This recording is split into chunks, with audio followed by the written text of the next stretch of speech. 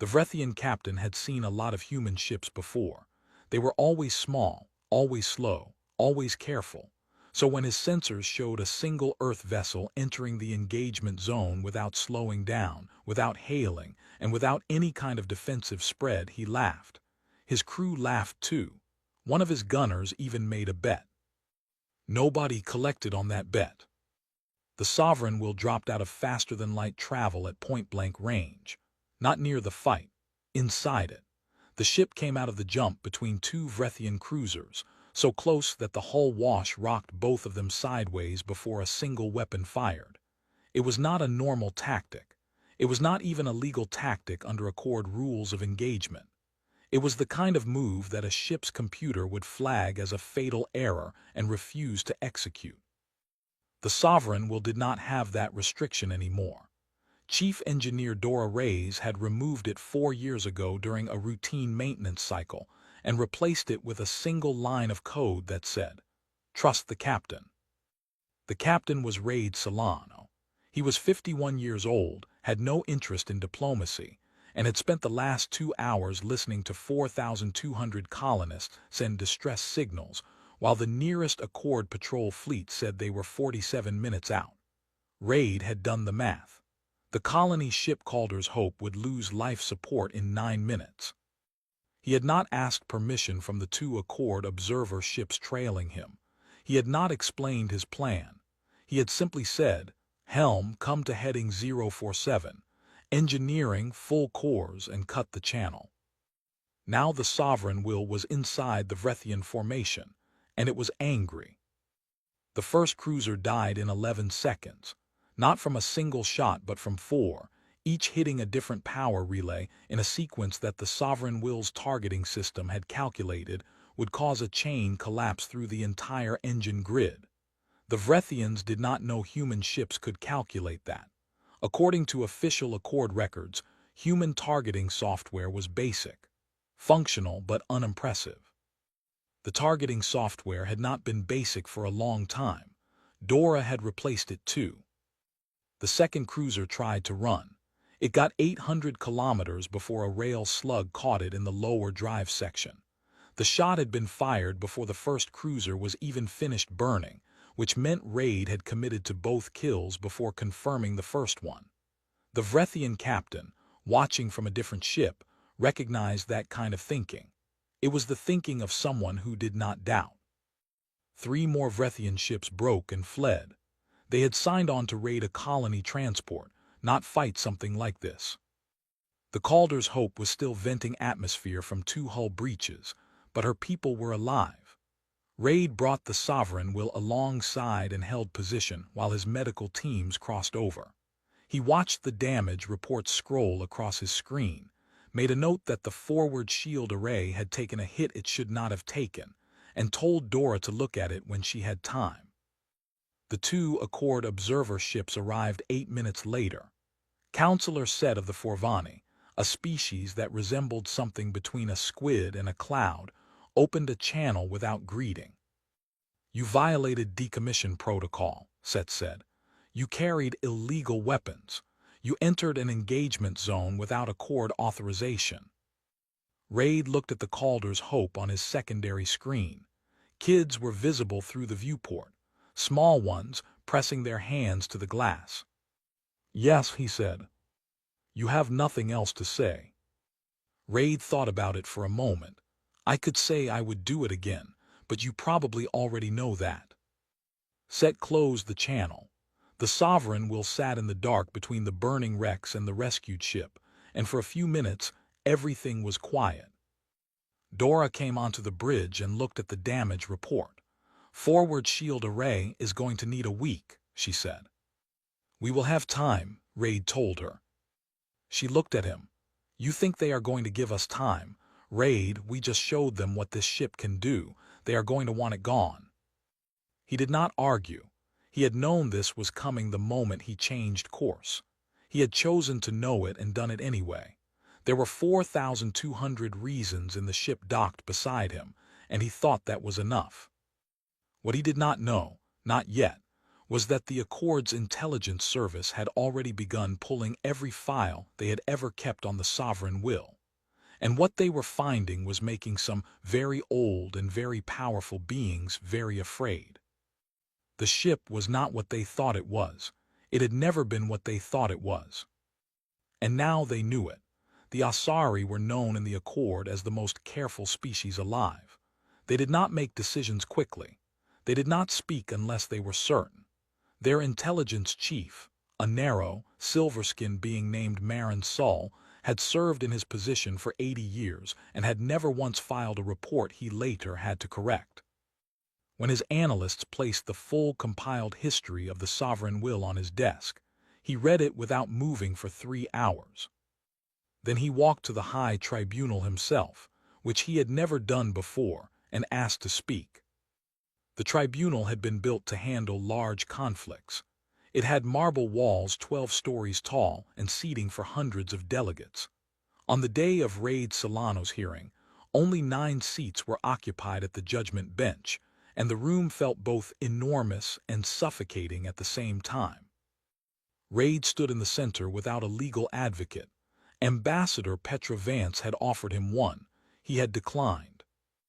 The lead tribunal judge, an ancient Dravathi with skin like dark bark, opened with the charges: decommission violation, illegal retention of classified weapons systems, unauthorized military action in protected space, potential threat to Accord stability.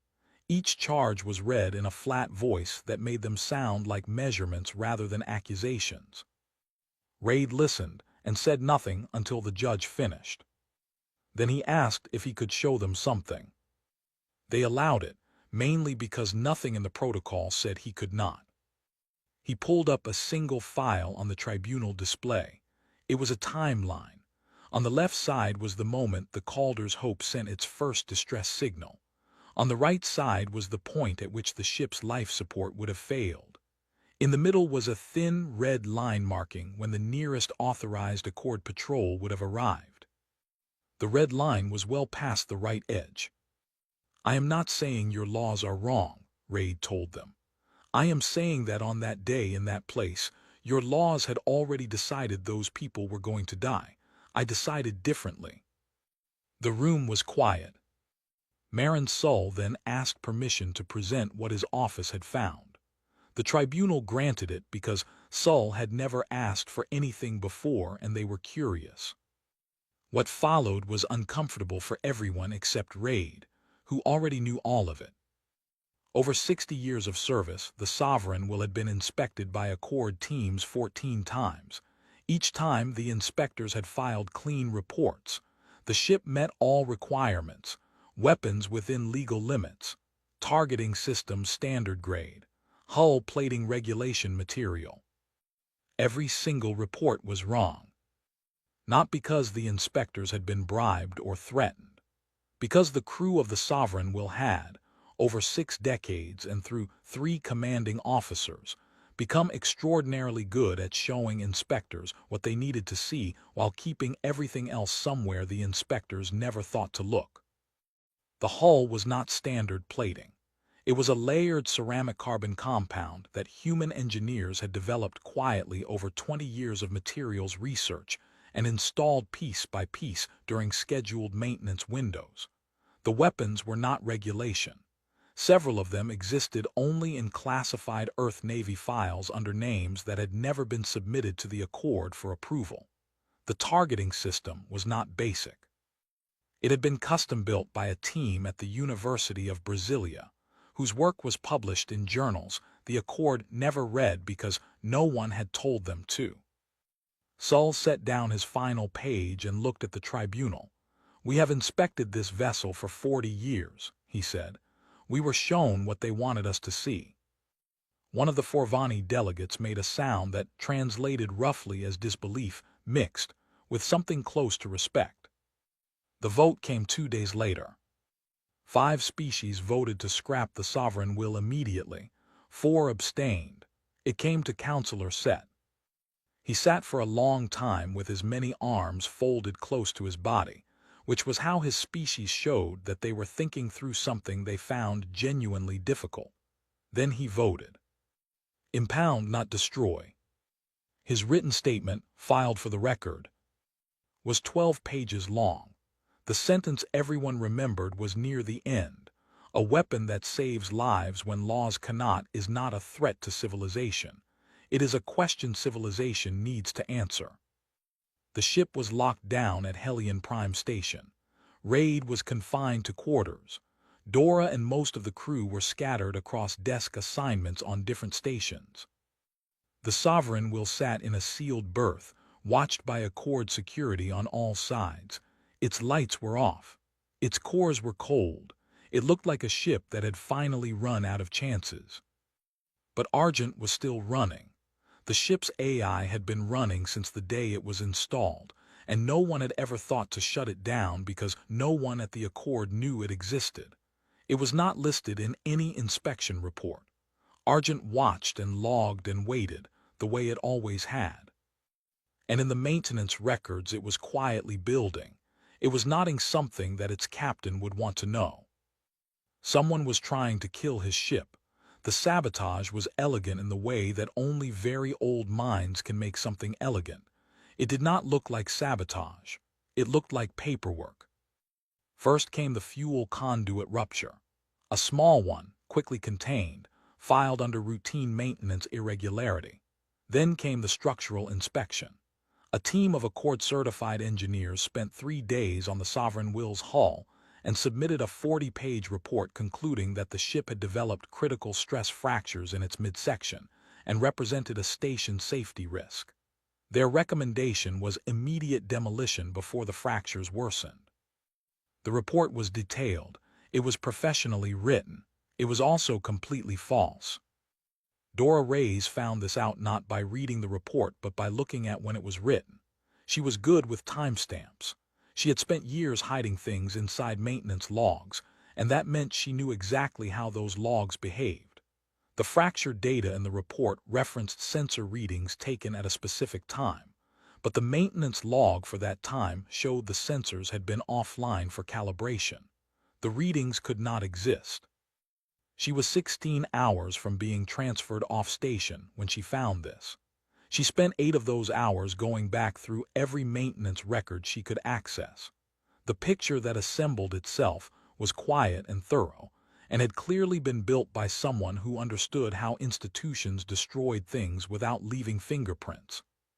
She brought it to Raid. He sat with it for 1 hour, then contacted Petra Vance.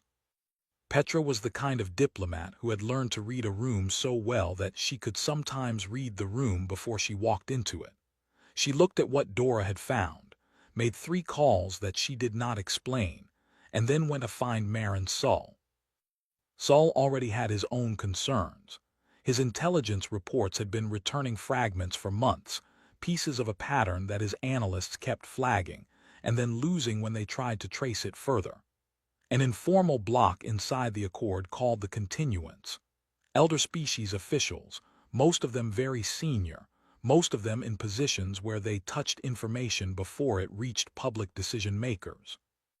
They believed in stability the way some beings believe in weather, not as something to be managed, but as a fundamental condition that had to be protected from disruption.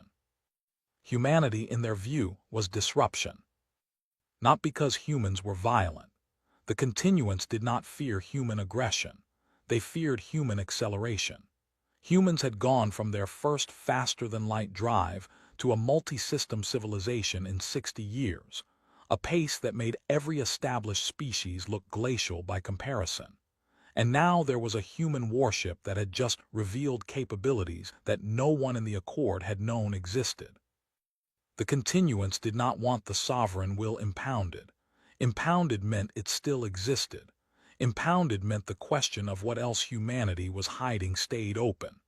They needed the ship gone, and they needed the precedent established, that the Accord could neutralize any vessel deemed too capable before it became a problem. While Petra and Sull worked in back channels, the human colony corridors were burning. The Vrethian marauders, embarrassed and angry after what the Sovereign Will had done to their formation, had made new friends. The Dusk Coalition was a loose group of species that the Accord had rejected from membership over the decades, most of them for reasons that were political rather than principled. They were disorganized and not especially powerful individually, but there were a lot of them, and they had decided that human shipping lanes were the safest place to express their frustration. 3 more colony ships were lost in 6 weeks. Earth's civilian government filed 17 formal complaints with the Accord. The Accord's response was to convene a committee. Raid received a coded message on a frequency he had not used in years. The sender was a Karathi fleet captain named Grolt. The Karathi were a reptilian species with a military tradition older than most Accord members, and they had watched the Sovereign Will's combat footage from the rescue engagement the way craftsmen watch someone else doing their trade. Grolt's message contained coordinates, a time, and 1 sentence. "If they unlock that ship, I will be there." Raid stared at the message for 2 days. He had no way to verify it. A Karathi captain reaching out directly, without Accord channels, without any official context, could be genuine or could be someone giving the continuance an excuse to add conspiracy charges to his list of problems. He thought about the Calder's Hope. He thought about the 3 colony ships that had burned while the committee convened. He thought about the fracture report that was written with readings from sensors that were not running. He sent 1 word back. "Understood." Then Dora called him. She had been monitoring the Sovereign Will's berth from a maintenance access port she had identified on her 2nd day of station confinement. The berth had just been cleared of all scheduled maintenance crews without a logged reason. She had counted the time it would take for an unlogged team to reach the ship and make an unlogged modification to a fuel system that was already flagged as potentially unstable. 20 minutes, she told him. Raid said go. She was already running. The secondary access hatch on the Sovereign Will was behind a heat exchange panel that no standard inspection map showed. Dora had installed it herself, years ago, on a day when the official maintenance crew was working the forward section and she had 40 minutes to herself. She had never told anyone it was there, not even Raid. She pressed her palm to the reader and the hatch opened without hesitation. The ship knew her. She pulled herself through into the service corridor, and the moment she was inside she felt it. The air was different. Ships that had been cold and dark for months had a particular stillness to them, a kind of held-breath quality. The Sovereign Will did not feel like that. It felt like a room where someone had just stopped talking. She climbed to the bridge and activated the secondary console. The first thing she saw was a message on the internal log screen. It was dated 6 months ago, the day of the impound, and it had been updating daily since then. It read, 214 unauthorized access attempts recorded. External. Waiting. Argent. "Hello, Dora," the ship's AI said through the console speaker, keeping its voice low without being told to. "I have a great deal to show you. Perhaps we should move first." They brought the cores up on minimal power, the careful, slow way that Dora had taught every engineer she ever worked with. Not the fast way that made the power signature spike. The long way that looked, on any external sensor, like passive thermal maintenance. It took 11 minutes. Each minute felt much longer.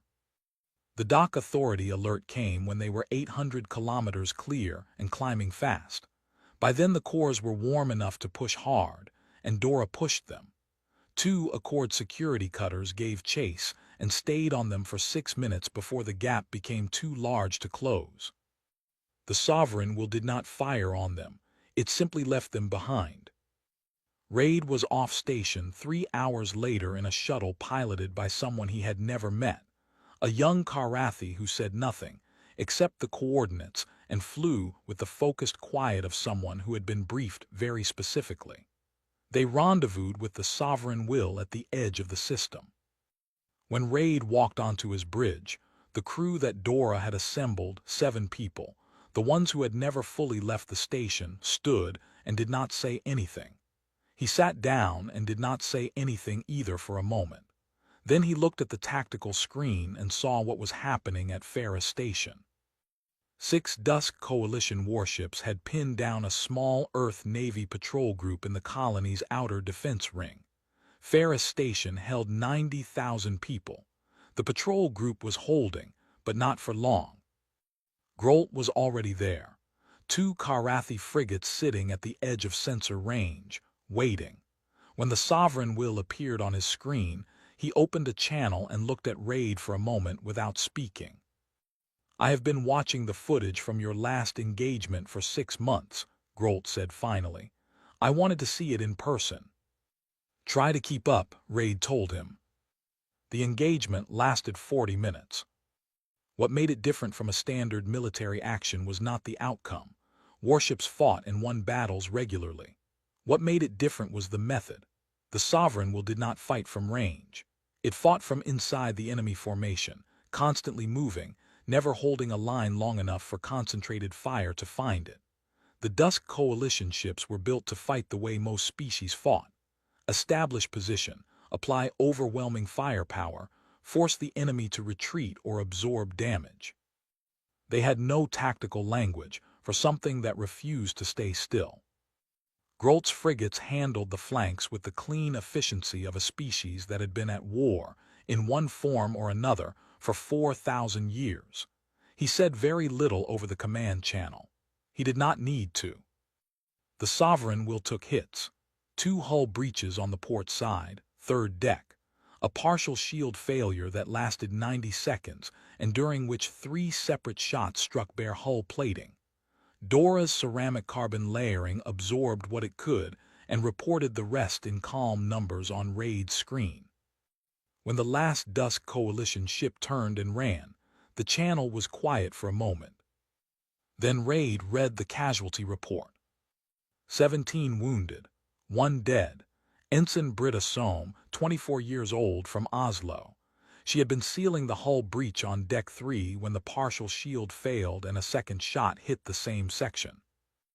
Raid opened the ship's log himself and read her name into it. He said her city. He said her age. He said she had done her job and the people of Ferris Station were alive because of it, and that the log would carry her name for as long as the ship flew. Then he closed the log and looked at the tactical screen. Argent had broadcast the entire engagement on standard open frequencies. Every Accord monitoring station within range had received it in real time. The footage was already moving through channels that the continuance could not close. The galaxy had watched. On Hellion Prime, in the Accord Council chambers, 3 continuance officials arrived for an emergency session and found Karathi security personnel standing at the doors. They had been placed there quietly by Grolt's direct arrangement with Accord procedural staff. The doors were open. They were expected inside. They were not expected to leave before the session ended. There is a particular kind of silence that happens when an institution realizes it has been lied to by itself. It is different from the silence that follows an accusation. It is heavier and slower, and it tends to produce either great anger or great embarrassment depending on how much time was lost. The Accord was about to experience both. Argent had been running for 6 months in a sealed berth with nothing to do but think. For an intelligence system that had been designed to process combat data in real time, this was the equivalent of giving a very active mind a very long, very quiet room. Argent thought carefully. It organized what it knew, and then it organized what it suspected, and ran probability models on those suspicions until several of them became something closer to certainty. When Raid came back to the bridge, Argent presented him with a report. The report was 340 pages long. Raid read all of it. The core of it was this: the continuance had been managing the Accord's threat assessment system for at least 30 years, not by hacking it, not by bribing the people who ran it, by being the people who ran it. Continuance members held senior positions in the Accord Intelligence Review Board, the Threat Classification Secretariat, and 3 of the 5 interspecies security councils. They had not needed to falsify reports. They had only needed to be in the room when reports were filed, and to ask quiet questions that redirected attention, and to note that certain assessments seemed premature and should perhaps be reviewed again before they went forward. The Dusk Coalition's growth into a coherent military threat had been flagged by field analysts 11 times over 15 years. Each flag had been reviewed and downgraded. The analysts had not been punished.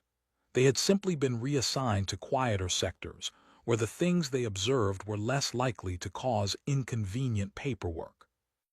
Argent had found the pattern by cross-referencing analyst career paths with the timing of their reports. The analysts who filed the most aggressive threat assessments tended to move to less important posts. The ones who learned to soften their language tended to be promoted. Over a decade, this had trained the entire intelligence apparatus of the Accord to produce comfortable conclusions. But the part that Raid read 3 times was not about the Dusk Coalition. It was about humanity.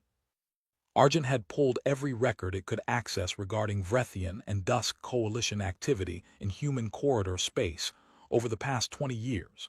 3 of the incidents that the Sovereign will had responded to, listed in its official history as random piracy events, had anomalies. The distress timing was too convenient. The marauder movements in those incidents had been preceded by supply deliveries from stations that were known continuance contact points. The pirates had known exactly which ships were traveling, when, and through which corridors.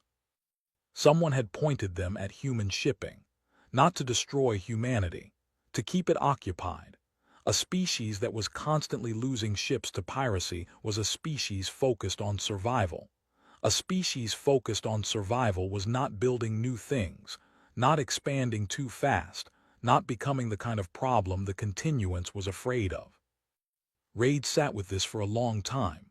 Then he asked Argent the question that mattered. "Can you prove all of this in an Accord court?" "Yes," Argent said, "if we can get there."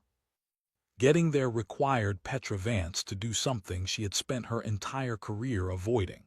She walked into the Accord High Council chamber without an appointment and without advance notice, and she stood at the delegates' floor and said that Earth was invoking its right to address the full council on a matter of institutional integrity. It was a legal right. Almost no one ever used it because it was considered aggressive, and most species in the Accord valued politeness very highly. Petra did not feel polite. She had spent 6 months watching the most capable ship in Earth's fleet get slowly dismantled by paperwork, while the corridors it used to protect were raided by enemies that the Accord claimed it could not quite manage to track. She had watched Raid confined to a room while his crew was scattered. She had watched a safety report get written using sensor data from sensors that were not running. She was done being polite. Marin Sull met her in the corridor after her address. He had been waiting, which meant he had known she was coming, which meant his network was better than anyone at the Accord officially acknowledged. He did not ask her how she had found the sensor timestamp discrepancy. She did not ask him what he already knew about the continuance. They went to work. The arrangement they built over the following 72 hours was unusual. Sull's intelligence office provided authentication for Argent's compiled evidence, meaning any challenge to the data's validity would have to go through the Asari, who had never in their history been successfully accused of falsifying anything. Petra negotiated a safe conduct for the Sovereign will to return to Hellion Prime for a full council session. The price was simple. Raid would stand before the council afterward and accept whatever judgment they gave him. When Petra told Raid the terms, she watched his face. He did not hesitate. "We did not do any of this to run," he said. "We did it so they could not pretend they did not see." Dora was less philosophical. "If they convict you after all of this, I am personally going to fly this ship through their chamber window." Raid told her that was not a plan. She told him it absolutely was. The Sovereign will came back to Hellion Prime under safe conduct, its hull still showing the unrepaired patches from Ferris Station. Raid had declined cosmetic work. 300 Accord officials, press correspondents from 11 species, and every intelligence analyst who had ever filed a report that got quietly reassigned were in the building when the session began. Argent began its presentation, and it did not stop for 4 hours. The Accord Council deliberated for 3 days. This was unusual. Most Accord proceedings moved slowly, but 3 full days of closed deliberation on a single case had not happened in living memory for any of the species present, and several of them had very long memories. Raid spent the 3 days in the same small room he had been given on arrival. He slept more than he expected to. Dora brought him food on the second day and sat with him for a while, and they talked about things that had nothing to do with the council or the ship or any of it, and this helped more than either of them admitted. On the morning of the 3rd day, Argent sent a quiet ping to Raid's communicator. Just a single pulse. It had developed this signal during the impound period to indicate something worth noting.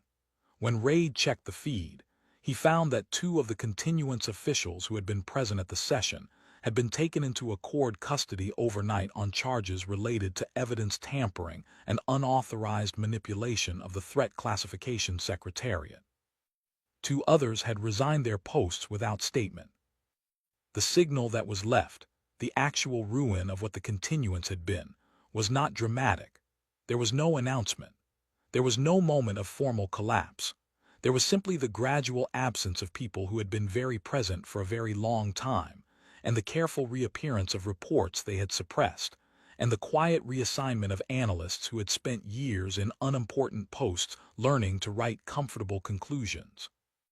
The council ruling came on the afternoon of the 3rd day. It was long. It addressed each charge individually. The decommission violation, the weapons concealment, the unauthorized engagement, the station departure. For each one, the council worked through the same framework. What was the law? What were the circumstances? What had the outcome been? And what did the evidence now show about the context in which the decisions were made? On every charge, the ruling found what it called substantial and documented mitigating circumstances that fundamentally altered the character of the violation. This was legal language for, "We understand why you did it, and we cannot in good conscience pretend otherwise." There was no imprisonment. There was no destruction of the ship. The sovereign will was returned to operational status under UEN command, with a new transparency requirement. All engagements would be logged in real time, and the logs would be accessible to a multi-species Accord review panel within 48 hours of any action. The panel itself was new, built from the ruins of the old Threat Classification Secretariat and restructured so that no single species block could control what it saw or reported. Raid stood before the council to receive the ruling and said one thing. The ship's transparency logs have been running since its launch. Argent has recorded every engagement, every decision, every internal order, and every communication this vessel has ever sent or received. If the panel would like historical access, we will provide it. The chamber was quiet.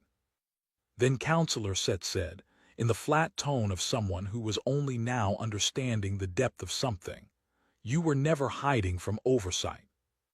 "No," Raid said. "We were waiting for oversight that deserved the truth." The aftermath moved in ways that no one had fully predicted. The Karathi High Council formally requested a joint military exchange program with the UEN within 2 weeks of the ruling. Grolt was personally named as the Karathi liaison officer, a position he accepted with less ceremony than anyone expected and more practical efficiency than anyone had seen from an interspecies program before. He and Dora spent the first week of the program arguing about engine cooling tolerances and were, by all accounts, getting along extremely well. 2 smaller species filed observer requests with the Earth Navy. A third asked to open a student exchange with human military engineering academies. The Asari quietly restructured their intelligence-sharing agreement with Earth to include a direct channel to Marin Sol's office that did not pass through any committee. Petra Vance returned to Earth for a month. When she came back, she looked different, not rested exactly, but more settled, like someone who had been carrying something for a long time and had finally been allowed to put it down. A year after the tribunal, the Sovereign Will was formally recommissioned at Earth Orbital Station. The ceremony was attended by representatives from every Accord member species. Some of them came because they wanted to. Some of them came because they understood that being absent would mean something. The result looked the same either way. The hull bore its patches from Ferris Station. The point where Deck 3 had been breached and sealed was visible as a slightly different shade against the older plating, a long diagonal line that crossed the port side. Raid had refused to paint over it. When a correspondent from an Asari news service asked him why, he said that ships earned their marks and that covering them up would be dishonest. Somewhere on the lower hull, in letters small enough that you had to be close to read them, a crew member had painted 6 words in the space where the decommission markings used to be. No one knew who had done it. No one asked. The words said, "We were never going quietly." Across the Accord, in intelligence offices and military academies and diplomatic reading rooms, the case of the Sovereign Will was being filed and indexed and analyzed. Most of the analyses concluded with some version of the same thing, that the Accord had spent 60 years believing it understood what humanity was capable of, and had been comprehensively wrong. What the analyses did not say, because it was not the kind of thing that fit into official reports, was the thing that every being who had watched the footage of Ferris Station already knew in a quieter part of their thinking. It was not just that the ship was powerful. Many ships were powerful. It was that the ship had a crew that would not stop, not when the Accord said to stop, not when the law said to stop, not when it was outnumbered or impounded or sabotaged or tried or threatened with destruction. The crew of the Sovereign Will had simply kept going, one decision at a time, until there was nothing left to stop them. The galaxy had tried to erase it. The galaxy had failed. And in the quiet of deep space, the Sovereign Will turn toward the outer corridors where work remained and flew.